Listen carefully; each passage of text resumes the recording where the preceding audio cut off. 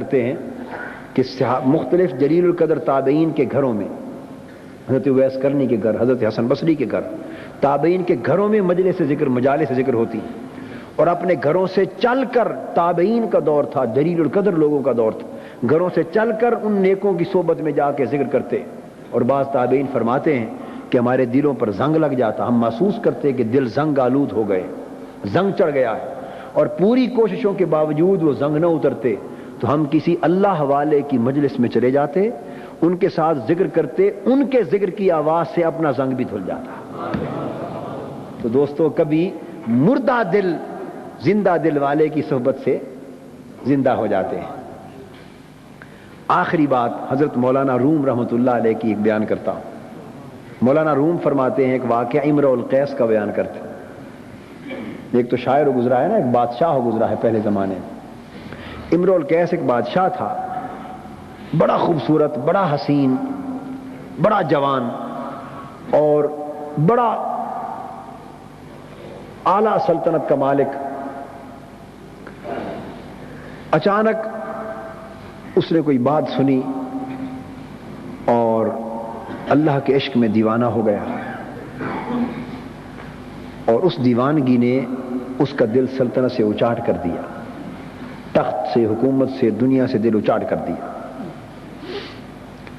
وہ تخت و سلطنت کو چھوڑ کر گودڑی اوڑھ لی، گھر سے بھاگ گیا، تخت سے بھاگ گیا، اور منہ چھپا کر، نقاب اوڑھ کر کسی اور سلطنت میں چلا گیا. وہاں مٹی کے برتن بنانے لگا اور بیچ کر اپنا گزارا کرنے لگا. مٹی کے برتن بناتا، بیچ کر اپنا گزارا کرتا. کسی شخص نے ایک روز دیکھ لیا کہ یہ تو امرؤ القیس. اس نے جا کر اس سلطنت کے حکمران کو بتایا کہ فلاں بادشاہ نقاب اوڑھے ہوئے ہے اور اپنی سلطنت، تخت، حکومت چھوڑ کر وہ مٹی کے برتن بناتا ہے اور بیچتا ہے اور گزارا کرتا ہے. مگر اس کو تو ضرب لگ گئی تھی نا، عشق کی ضرب لگ گئی تھی.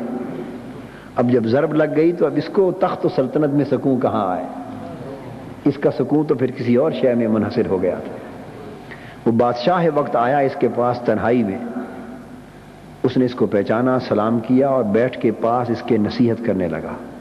مولانا روم رحمۃ اللہ علیہ فرماتے ہیں، اس کو نصیحت کرتا رہا کہ تم اتنے حسین و جمیل، بادشاہ، تخت و سلطنت کے مالک، تمہاری دنیا میں اتنی عزت، شہرت، ناموری، اور اب دیکھو کس ذلت کی اور قسم پرسی کی زندگی بسر کر رہے ہو، مٹی کے برتن بناتے ہو، بیچتے ہو، کتنے برے حال ہیں تمہارے. اور وقت بہتر تھا، آ جاؤ، اس کام کو چھوڑ دو، پھر واپس اس تخت کی طرف پلٹ آؤ. دیر تک نصیحت کرتا رہا، وہ سنتا رہا. مولانا روم فرماتے ہیں، جب وہ بادشاہ نصیحت مکمل کر چکا تو اس کے بعد اس نے کہا، آپ کی بات مکمل ہوئی؟ اس نے کہا ہو گئی. اس نے کہا، ایک بات میری بھی سن لیں. مولانا روم فرماتے ہیں کہ اس نے اپنا منہ اس کے کان کے قریب کر کے ایک جملہ کہا. معلوم نہیں کیا کہا. اس کی تو لمبی چوڑی نصیحتیں تھیں، وہ سنتا رہا، کچھ اثر نہ ہوا.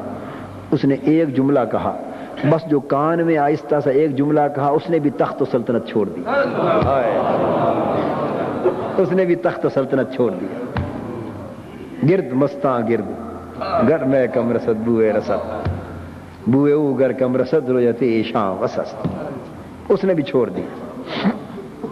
بس وہ ایک بات کام کر گئی. یہاں وہ فرماتے ہیں کہ نہ تنہا عشق از دیدار خیزت، بسا کی دولت از گفتار خیزت. یہ جو عشق کی آگ لگتی ہے نا، یہ ضروری نہیں کہ ہمیشہ دیدار سے ہی لگے. دیدار ہر ایک کو نہیں ملتا، دیدار ہر ایک کے نصیب میں نہیں ملتا. تو یہ ہمیشہ دیدار سے ہی نہیں نصیب ہوتی یہ دولتیں. کبھی دیدار والوں کا ایک جملہ بھی کام کر جاتا ہے. ان کی صحبت میں آیا کرو، بیٹھا کرو، ان کی باتیں سنا کرو، ان کی باتیں بھی دل میں اثر کر جاتی. اور عشق کی آگ جو ہے، اس کی حالت آگ کی طرح کی ہے. جو آگ کی خاصیت وہی عشق کی خاصیت، جو آگ کی خاصیت وہی عشق کی خاصیت. ایک خانہ بخانہ ہے، ایک سینہ بسینہ ہے. آگ گھر سے گھر کو لگتی ہے، گھر میں لگ جائے نا تو دوسرا ساتھ والا گھر بچ. اگر ایک گھر میں آگ بھڑک اٹھے، بامبڑ مچ جائے، شعلے ابھر جائیں تو ساتھ والا گھر بچ نہیں سکتا. یا تو جل جائے گا، اور اگر جلے گا نہیں تو کم سے کم اس آگ کا علاوہ اسے سیاہ ضرور کر دے گا، اس کو تپش ضرور پہنچا دے گا، آنچ سے بچ نہیں سکتا، یا تو جل جائے گا، اگر جلتا نہیں تو آنچ ضرور آئے گی۔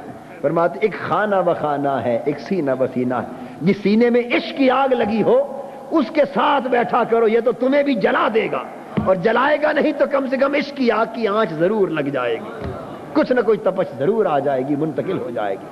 تو دوستو صحبت سے جو کچھ ملتا ہے، مجلس سے، صحبت سے، کثرت قرب سے، کثرت صحبت سے جو کچھ ملتا ہے وہ تنہا کثرت عبادت سے نہیں ملتا، کثرت ذکر سے نہیں ملتا، تنہا کثرت مجاہدت سے نہیں ملتا، جو کثرت صحبت سے ملتا ہے۔ اس لیے اللہ پاک نے تلقین کی، فرمایا فاصبر نفسک مع الذین یدعون ربهم بالغداۃ والعشی یریدون وجہ، اپنی جان کو روک رکھ، ان کی معیت میں روک رکھ جو لوگ صبح و شام اپنے رب کو پکارتے ہیں، اپنے رب کی یاد میں مست رہتے ہیں، اپنے رب کی یاد میں ہم وقت مست اور بے خود رہتے ہیں اور پکارتے ہیں، یریدون وجہہ، اور اس کے مکھڑے کے طلبگار رہتے ہیں، اس کے مکھڑے کے طلبگار رہتے ہیں، جنہوں نے جنت، دوزخ، دنیا اور آخرت کی ساری نعمتوں کی طلب اور حرص اور لالچ کو دل سے نکال دیا ہے۔ وہ حریص ہیں مگر فقط مولا کے مکھڑے کے، وہ طالب ہیں مگر فقط مولا کی رضا کے، وہ آرزو مند ہیں مگر فقط مولا کے قرب کے، وہ خواہش مند ہیں مگر فقط مولا کے حسن کے، اس کی ایک مسکراہٹ کے آرزو مند ہیں۔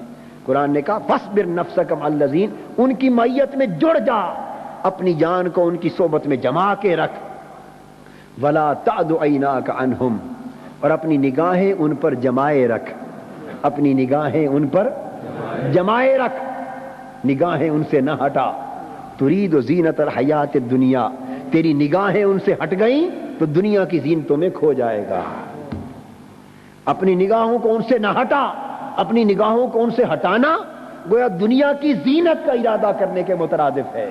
تو گویا اللہ پاک نے گر سکھا دیا کہ بندے اگر چاہتا ہے کہ دنیا کی طلب، حرص، لالچ اور محبت کا پودا جڑ سے تیرے دل سے نکل جائے تو جتنی عبادتیں کر، جتنے روزے رکھ، جتنے نفل پڑھ، جتنی تسبیح کر، جتنے ذکر کر، جتنے فکر کر، تنہا کسی اللہ والے کی صحبت کے بغیر، یہ تجھے درجات دیں گے، ثواب کے ڈھیر لگا دیں گے، عبادت نیکیوں کے انبار لگ جائیں گے، جنتیں بھی تمہیں مل جائیں گی، سب کچھ مل جائے گا، مگر جاہو منصب اور حب دنیا اور اس کا حرص و لالچ کا پودا جڑوں سے تمہارے دل سے اکھڑ نہیں سکتا۔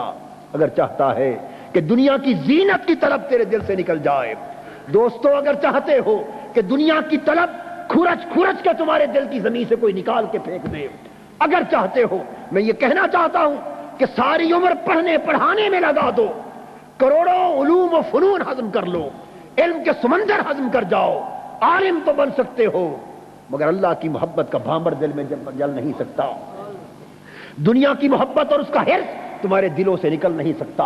عالم بن جاؤ، مقرر بن جاؤ، محقق بن جاؤ، مناظر بن جاؤ، مدقق بن جاؤ، مصنف بن جاؤ، سب کچھ مل سکتا ہے مگر عشق الہی کی تپش نصیب نہیں ہو سکتی، اور دنیا کی محبت اور اس کا حرص و لالچ تمہارے دلوں سے نکل نہیں سکتا، روحوں کو استغنا نہیں مل سکتا، خلق سے بے نیازی نہیں مل سکتی، رجوع اللہ نہیں مل سکتا، خستگی ہائے دل میسر نہیں آ سکتی، دلوں کی شکستگی، دلوں کا ٹوٹنا، دلوں کا راجے ہونا، دلوں کا شکستہ ہونا، آنکھ کا تر ہونا، دل کا تڑپنا اور سینے کے اندر عشق کی تپش کا اگلنا، یہ ان میں سے کچھ بھی نصیب نہیں ہو سکتا۔ اگر چاہتے ہو کہ یہ دولت میسر آئے، چاہتے ہو تمنا درد دل کی ہو تو کر خدمت فقیروں کی، نہیں ملتا یہ گوہر بادشاہوں کے خزینوں میں تو کسی درد والے کے پاس بیٹھا کرو، کسی سوز والے کے پاس بیٹھا کرو، کسی تپش والے کے پاس بیٹھا کرو کہ آج تمہیں بھی پہنچے، کسی درد والے کے پاس بیٹھا کرو کہ کچھ ٹیس کی تمہیں بھی خبر ہو ٹیسیں کس طرح اٹھتی ہیں، کسی رونے دھونے والے کے پاس بیٹھا کرو کہ چشمے پرنم تمہیں بھی نصیب ہو، کسی ایسے کے پاس بیٹھا کرو جس کی راتیں تڑپنے میں بسر ہوتی ہیں کہ تڑپنے کے مزے تم کو بھی آئیں اور زندگی